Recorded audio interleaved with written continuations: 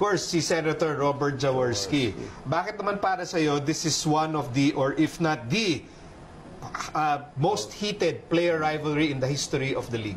Para sa akin kasi sila yung all-time rivals. Kasi hindi lang silang dalawa or yung players involved, pati yung mga fans, grabing sumuporta yung mga fans nila. Hanggang di lang sa loob ng Coliseum, pagdating ng labas ng Coliseum, andun pa rin yung mga fans nila na involved. At, alam mo, hindi ka, bata ka pa kaya... Bata, kaya baby pa ako nung time na yun. Baby pa tayong lahat doon.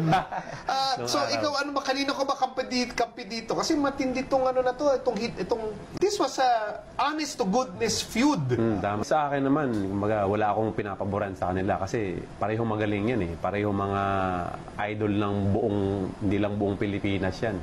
Hindi lang mga basketball fanatic, kundi lahat ng mga tao na nakakaintindi ng basketball, kilala yung dalawa na yan. So, nag-disband yung Toyota. Very intense. Talagang parang personal na eh. Galit talaga sa isa't isa. Oo, makita mo talagang parehong ayaw matalo. I can say, siguro kaya umaabot sila sa ganun.